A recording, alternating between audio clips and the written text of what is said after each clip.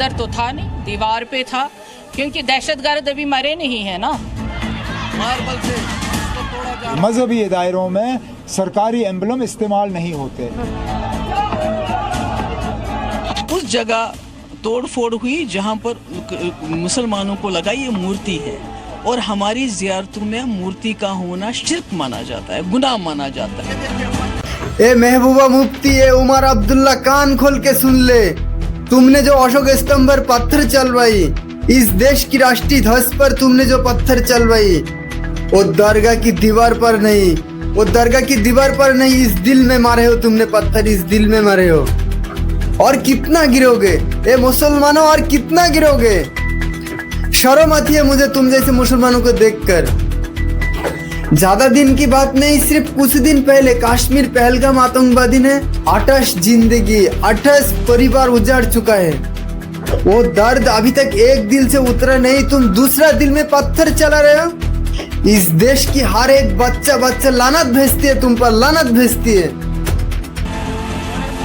तो सबसे देश आज़ाद हुआ है जब से ये निशान है।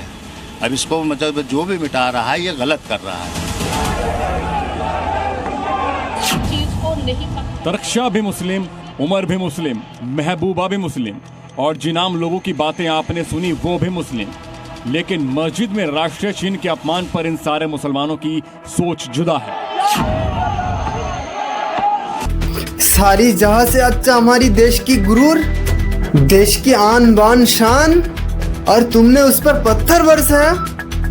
तुम लोगों ने इस देश की करोड़ों दिलों में पत्थर मारी हो। अशोक स्तंभ को तुम लोग केवल मूर्ति ही समझा, केवल भूत परस्त ही समझा। तुमने ये क्यों नहीं समझा, इस देश को मुसलमानों ने 2-3 टुकड़ों करके बांग्लादेश, पाकिस्तान, अफगानिस्तान बना लिया। फिर भी आज हिंदुस्तान में 20 करोड़ से ज्यादा मुसलमान बसते हैं अभी भी। ए उमर अब्दुल्ला, ए महबूबा मुफ्ती, अरे कश्मीरी मुसलमानों कान खोल के सुन ले। अशोक चिन्ह केवल मूर्ति नहीं है, अशोक स्तंभ केवल हिंदुस्तान का पहचान नहीं है, ये तुम्हारा सहारा भी है, ये तुम्हारा जीने का पहचान भी है।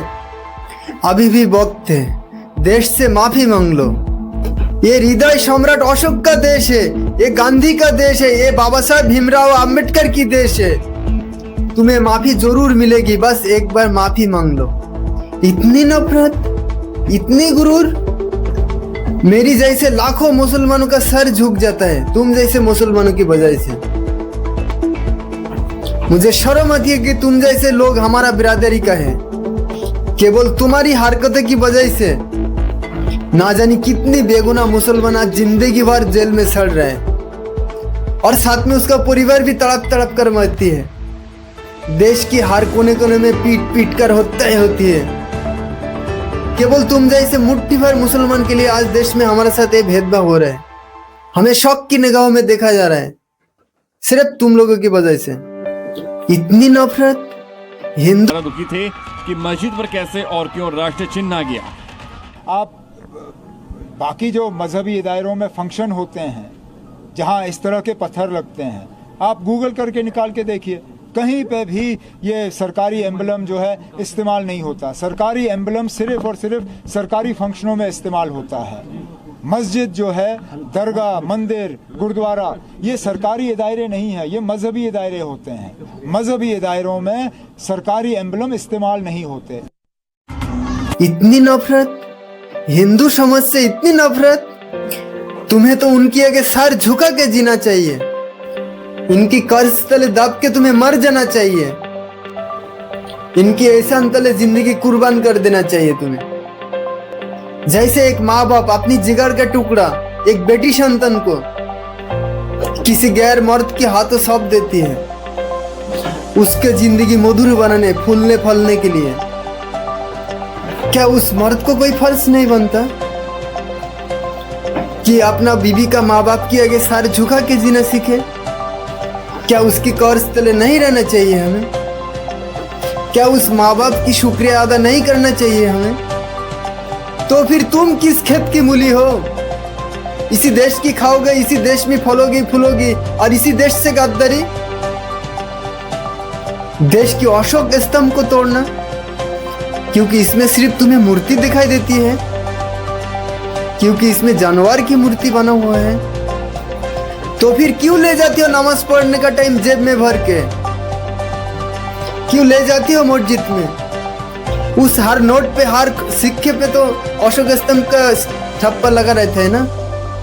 तुमको जब मालूम है कि हर नोट पे ही मूर्ति बना हुआ है अशोक स्तंभ का, महात्मा गांधी का, फिर भी क्यों ले जाते हो मस्जिद पे? क्यों ले जाते हो इस मूर्ति का पैसा हज यात्रा में भर भर के, जिसमें केवल अशोक का पहचान नहीं, महात्मा गांधी का फोटो भी लगा हुआ है? क्यों ले जाते हो इस मूर्ति को? अब तक मैं तो केवल बीजेपी, आरएसएस, बजरंग दल को दोष देता था कि हमारा देश में सारी फसद का जड़ यही है, लेकिन मुझे आज समझ में आया कि हर सिक्के का दो पहलू होता है, एक हाथ में ताली कभी नहीं बजता है।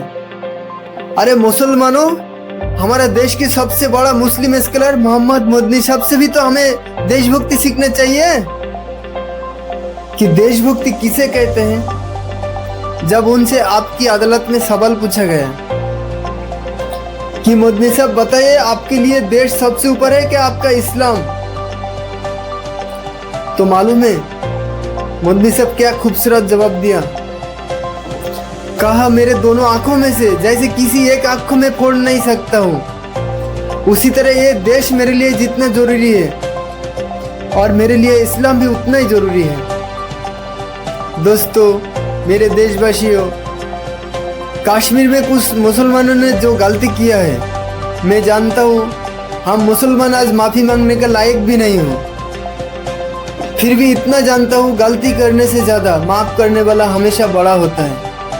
और यही हमारा देश की सबसे खूबसूरत पहचान है। इसीलिए आज भी भारत एक महान देश के रूप में जाना जाता है। इसलिए जो भी इस पाप करने का दुस्साहस किया है, मैं उनकी तरफ से माफ़ी मांगता हूँ। और मेरा देशवासियों, आप भी बड़ा दिल दिखाइए और इनको माफ कर दीजिए। अभी देश में भीषण आपदा आई हुई है। पंजाब पानी में डूब रहा है, उत्तराखंड पानी में बह रहे हैं, राजधानी दिल्ली का सड़कें पानी के अंदर है।